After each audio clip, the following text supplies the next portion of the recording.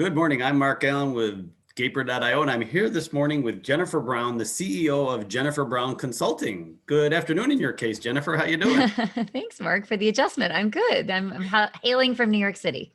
Well, very good. And how did you come up with that name for your company, I wonder?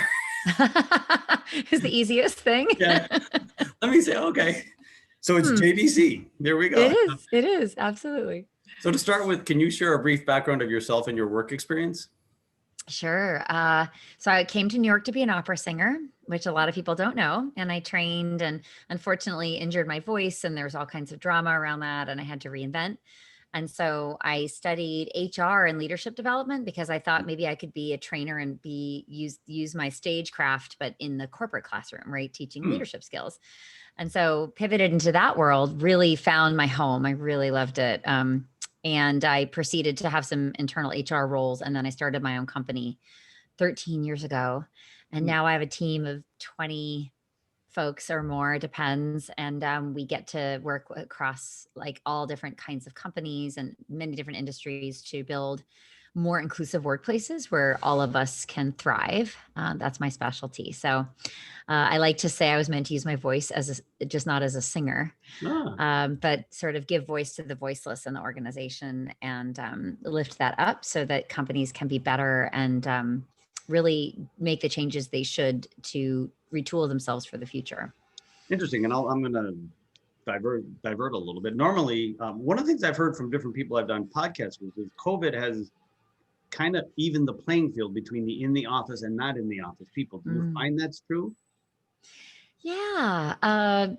I think, from my lens, which is always looking at cultures of belonging or not, the lack thereof, the video world is an interesting one because we simultaneously can't hide parts of our life that I think we used to be able to hide in the workplace. And, maybe your listeners know or don't know about this, but many of us are downplaying, parts of our identities that might be stigmatized or marginalized if we can hide them. Some of us can't. We can't hide our ethnicity. We can't hide our gender, but we can definitely hide our sexual orientation, some of us. So I think in this virtual world, it's been interesting because we are getting a real view into each other. And I hope doing the right thing with that information being shared with us, which is that we're literally parachuting into each other's living rooms. And I think just seeing the whole person and appreciating and having empathy for how people live and people's real lives versus maybe the life they don't want to show you has, I think, deepened our understanding of where people struggle. And we may not share that struggle, but it's empathy work that all organizations needed to do.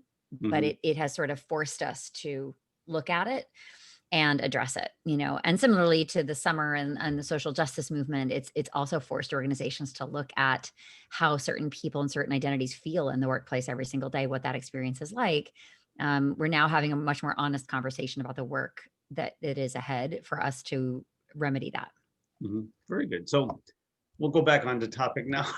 So I'm just curious about that because I hear that from a fair number of people. So what has been your experience with remote employment? You're obviously an employer, so from that aspect.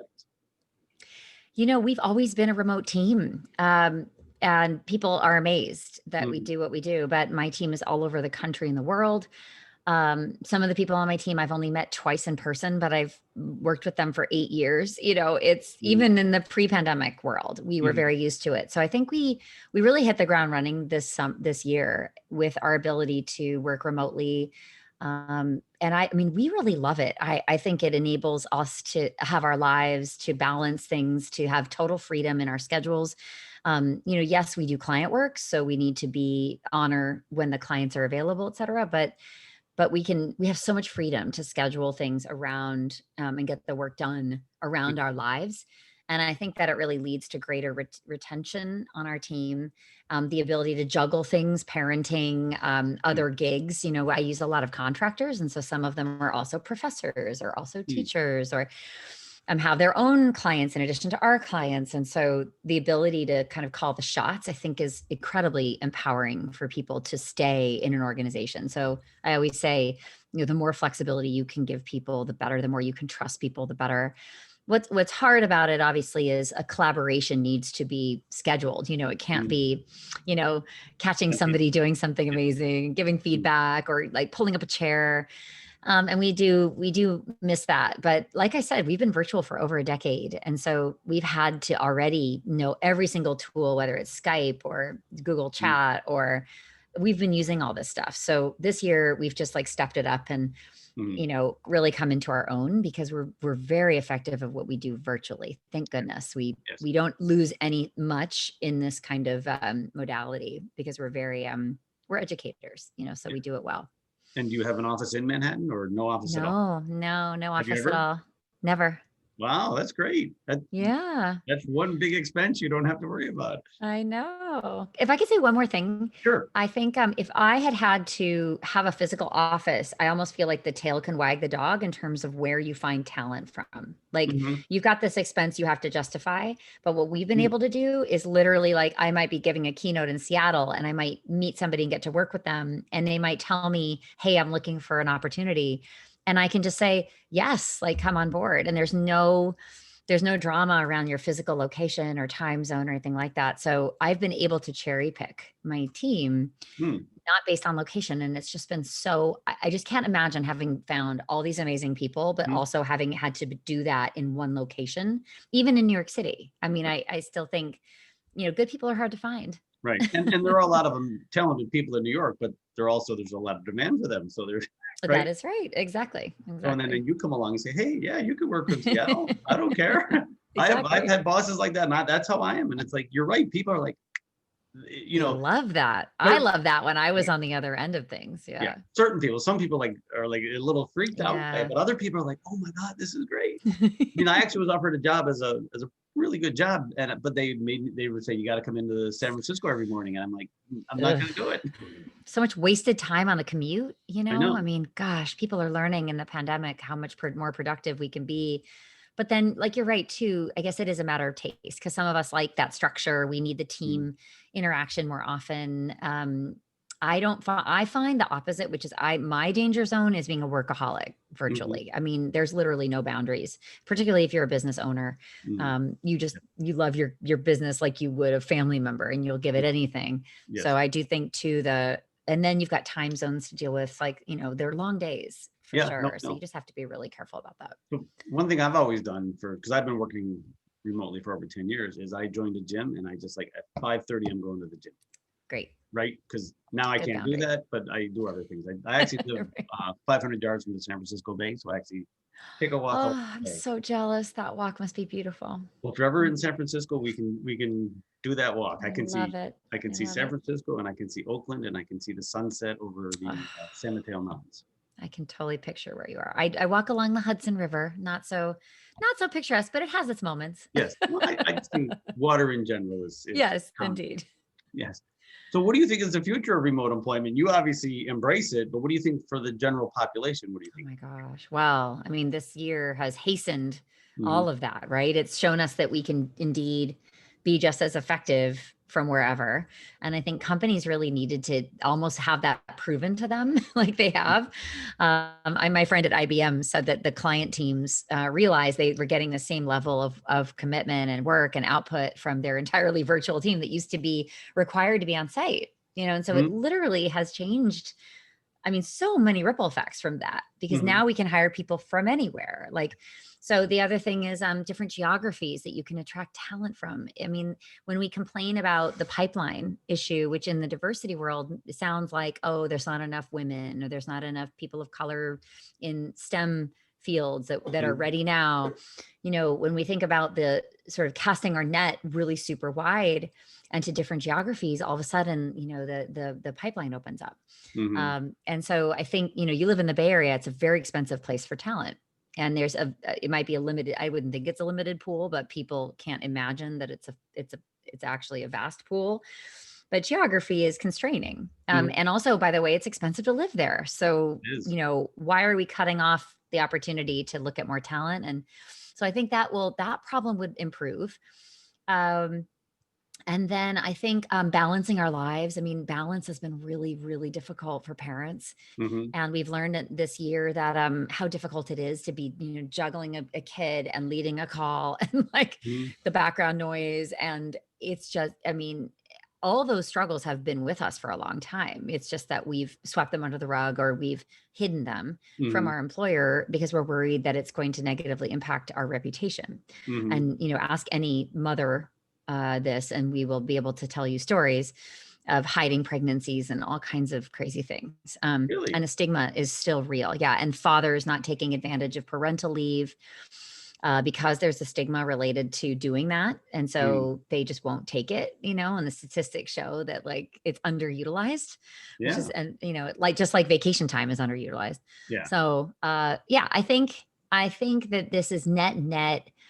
I personally think it's a positive, but I mean, I'm more comfortable working remotely, so I'm a Mm. little bit biased, but I just think the more comfortable, the more we can take into account the whole person and their Mhm. life, Yeah. and then let them architect or show the agency to architect their structure in a way that Mhm. works for them. To me, that's always a good thing for productivity and creativity. Yeah. Not treating people like, children with rules and requirements, but the Mhm. more we can kind of think outside the box about, I want to keep this person, what gets in the way for them in terms of expectations around performance. And I'm not saying performance expectations shouldn't exist, but I do think Mhm. like I've seen some really creative ways of teams sharing jobs and one person's on, one person's off, busy time, slack time, people Mhm. with kids, people without kids, like balancing each other and Mhm. helping like a team output be what it is, but in a different way, like really rethinking how work gets done, who does what pieces. I think there's a lot of opportunity here to really rethink it. And what do we miss from not being in the office together? Yeah, I mean, there's some sacrifices, but I don't know. Digital technology is rising to the challenge, and we can do whiteboarding and polling, and we can accomplish a lot in this way. I'm an extrovert, and I always think like if I'm able to be happy every day and just be staring at a screen and still feel like I'm getting my extrovert Mhm. plugged in somewhere, I'm pretty amazed that I am as satisfied as I am. I have to say, and the Um, PJs help too. yes, I know it, and for the record, I am not in my PJs. I have actually moved so Thank you for dressing up today. I actually forgot to put on a good shirt, but that's because I literally just came from the dentist, so this is what I wore to the dentist. Nice, nice. So, and I'm kind of an extrovert and introvert. It's kind of interesting. Oh, yeah, you're an ambivert. I've never heard that term, but thank you for making Yes, and sure. because I'm also a software developer, Oh, okay. sometimes I'm just banging away at the computer, and that's why I like doing this because it gives me a chance to get out and talk to Yeah, very interesting people like yourself. very cool, very Yeah. cool. So, tell us about Jennifer Brown Consulting. What do you really concentrate on? Who are your target customers? All those things. Oh my goodness. Yeah. Well, so I said we're about 13 years old, and we have our foundations, I think, in the leadership development world and the training world. And then diversity, equity, inclusion is almost a lens over that. It's a Mhm. field unto itself, but it really helps. It's almost to do it really well, I believe, is needs to be a multidisciplinary approach. So um, we focus these days on building diversity, equity, and inclusion strategies for companies. So we're consultants.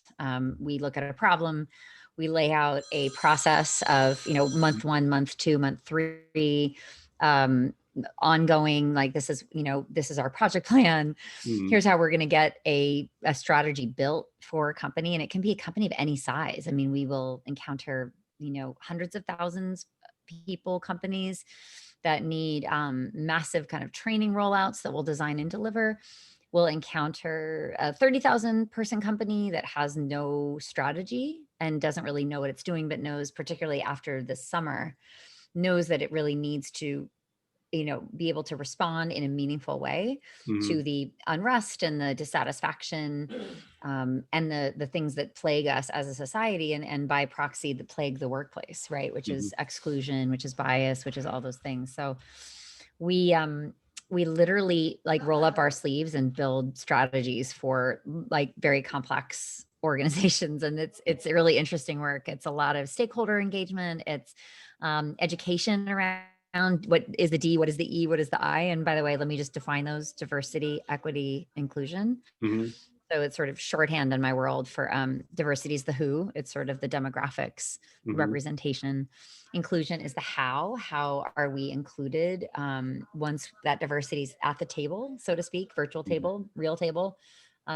How are we included? What's the behavior?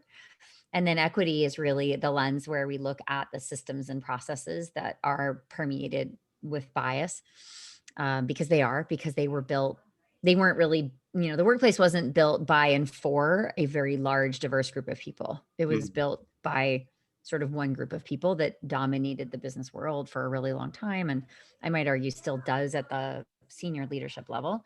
Hmm. So, there's a lot of missing pieces and broken links in the chain, so to speak, that sort of routinely push out talent that doesn't fit a certain mold. And this is Hmm. why we still look at, the Fortune 500 and see something like less than 5 African American CEOs, Hmm. so it's, we have to somehow fix this whole kind of process of how people grow up in an organization, how they stay there, how comfortable they are there, and then how they ascend into leadership. Hmm. Very interesting. And all these things you're talking about, I think these companies that have those old ways of thinking, I think it actually hurts them in the long run, right? Because they're losing out on whole sections of society that they actually could be, addressing, right? Yes. Yeah. So I think if you want to keep your head in the sand, especially after Right. this year, I would strongly advise against it. Mm, Even though it can feel that it's uncomfortable work, mm, and it's a new competency. It's like anything else. You mentioned going to the gym. It's a new muscle. mhm, And yeah, so for a lot of us that haven't lived our life as a Black person in the corporate world or as an LGBTQ person that's closeted at work, mhm, we may not understand what it feels like, but we can learn about it, and mhm, then we can lead, yeah, and I think of it as the word allyship, which means kind of taking on someone's struggle as your own, mhm, meaning, I'm your partner in supporting your career, in removing obstacles, in challenging biases that, challenge you, mhm, challenge all of us. Um, and so it's really all of us kind of looking at the workplace and saying, how could it be better? And what can I activate that I have access to change that outcome for somebody? mhm, um, and make this a place of belonging where everyone can thrive. But it really does take the awareness that that's actually happening. I mhm, think a lot of people aren't.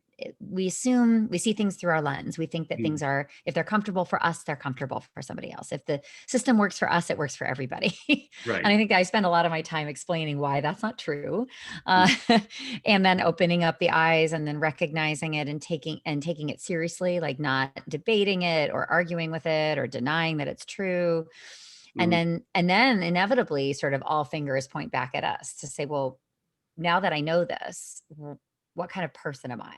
Am right, I the kind of person that's going to step forward and be a courageous leader? Am I going to be a voice, or am I going to remain silent, and am I going to sort of abdicate this conversation or outsource it or leave it up to others? And I think that's, I would tell any leader, if you aren't taking this on in a personal, direct way, you're not going to be relevant. You're not going to be able to lead in the mhm, future because your teams are going to look different than you. You're going to have to establish trust with people that come from different backgrounds. You've got to understand what's not psychologically safe for others in workplaces that might feel safe for you, mhm, and what to do about that. And then organizations need to really get this, because we're pivoting, and we have pivoted into this very diverse world of consumers and customers, and whoever your customer is, they are looking different, and they will look very different in the future, as the mhm, demographics of the country change. So when we think about the insides of an organization, need to reflect the world that the mhm, organization exists in, mhm, and I would argue at the pleasure of. So if there's a mismatch between the world we are selling to, serving, supporting, mhm, and our internal demographics, we are going to have a lot of blind spots. mhm, at the tables where we're designing those products and services and remedies and all that stuff, and PR, marketing, all of it. Mhm. And that's a really risky place to be. It's kind of like you don't know what you don't know, because, there's no one to tell you otherwise. And we only understand our own experience. It's Mhm. very difficult for me to market, do like a marketing campaign targeted at a group of people that I'm not a part of, or to not have anyone to pull to the table to design that with, who Mhm. have that direct personal experience. So yeah, so it's a liability and a Mhm. risk, not to be working on this. And well, actually, no, I mean, I'm from tech, and tech, 27% are female, and that's, Ugh, I know, paltry. and and it's only 12% in Silicon Valley. So That's just so right. you know that. That's right. So my daughter's a techie, so Yay, good I have job. one. Nice job, Dad. She works. I can't. She doesn't like me to say who she worked for, but it's a very big company that rhymes with Google. Oh my gosh. Wow. So Yeah, lots of issues in tech. Tech likes to think it's better at all this stuff than it really is, It's there's a little Kool-Aid drinking going on over there. there is. Yeah, we won't go into that's a whole Yeah, other. that's a whole other. So the ongoing pandemic forced everybody to go remote in March. You've been remote for 13 years, so that part of Mhm, it I gotta believe was second nature to you. But did mhm. it cause any challenges, that you weren't expecting, or any challenges for your customers that you had to help them Huh. Yeah, I mean, I think a lot of customers assumed that our work couldn't keep going with? Hmm. somehow, because we couldn't get on a plane and go be in a room together. And so once we got them over that hurdle, they actually realized, oh my goodness, this is actually so much easier. And Hmm. what it did, it compressed our timelines, which could have created other problems of scalability for us, because all of a Hmm. sudden, where we could only do 10 or 15 projects, we could now do 30 or 40 projects at the same time, because we're not having to like travel or manage like their travel schedules, really, which was the challenging part, getting Hmm. roomfuls of people together to do something together, which is what we have to, that's sort of our bread and butter. So I think that strangely the cycles have been working for us, and been able to shrink the time it takes to give the output that we typically takes months to do. So that can result in a really intense schedule. I know everybody's struggling with potential Hmm. burnout right now if you're in a really busy industry. And then the sameness of our days, right? Just endless Zoom fatigue. I think that wears on everybody a lot, I'm Hmm. sure. I mean, I know for me, I miss the variety of the life I used to have, of traveling somewhere and delivering and traveling back, and just having that mental space. Yeah. And that change of context was really refreshing, I thought. Hmm. So yeah, so and then because we were doing so much virtual delivery, we've had to build out like entirely new parts of our company. Hmm. Which so now we have this whole like team of virtual producers, because we are delivering online so much. And Hmm. so we decided to staff up our to support our consultants who are delivering, to with the support person to manage all the tech and make sure the chat is running smoothly and everybody can get online and there's no audio issues. And Hmm. just in general, like the quality of the interaction is high. Hmm. So I do think, and then we needed more consultants because we got more busy. So yeah, so I think it's been a growth period. We've had to get really innovative Hmm. and make also add some like bells and whistles to our online learning, like our webinars and our keynotes, making them putting polling in and whiteboarding things and Hmm. doing survey questions and collecting data with our clients. Actually, all of this is much easier to do Hmm. virtually in the situation we're in now, versus having been in a room with 1,000 people. It's very difficult to Right. track those people down and get information from them.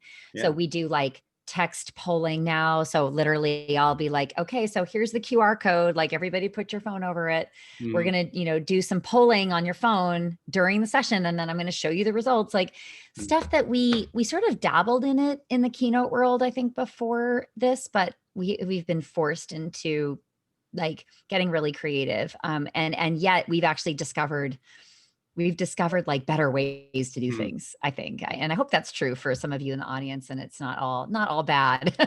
Because pressure makes diamonds, right? Hmm. And we've all been under pressure, and we've had to create, and you have probably created some really cool new stuff, Hmm. and maybe faster than you would have because of the urgency of the situation.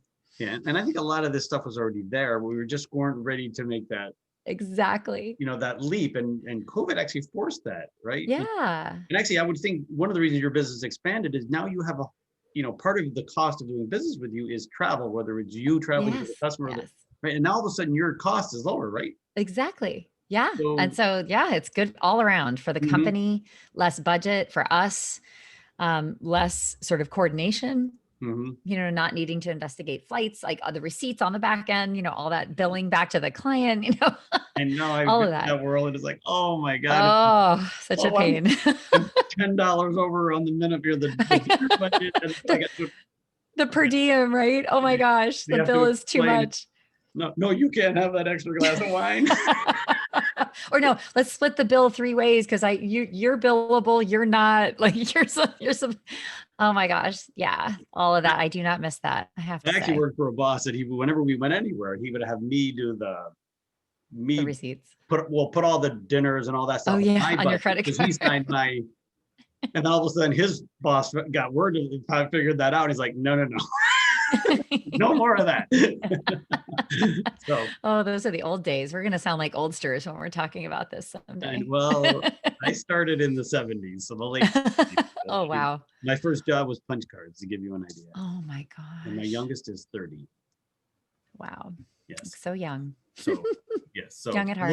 little bit into my world. Well, Jennifer, this has been fascinating. I've really enjoyed talking to you today. You too. I wish you luck if you're ever in San Francisco, we can go for Thank that you so walk by the much. bay. Walk by the bay. I would love that. Thank you for the invitation. Same goes to you for New York City. All right. It's not scary here. It's lovely. Come, Oh, I know. I come have lived visit. there. You've And lived here. my son might go back. You never know. Oh, that's great. And if, That's great. when my daughter went to NYU, and I tried to get there once a year. That's good. Yeah. That's good. Yeah. We're It's, in for some rough times, but we're hanging in there. We're tough New Yorkers. So yes, you are. I can attest to that. So oh yeah. thank you again and have a great day. Thanks so much, Mark. All right. Bye.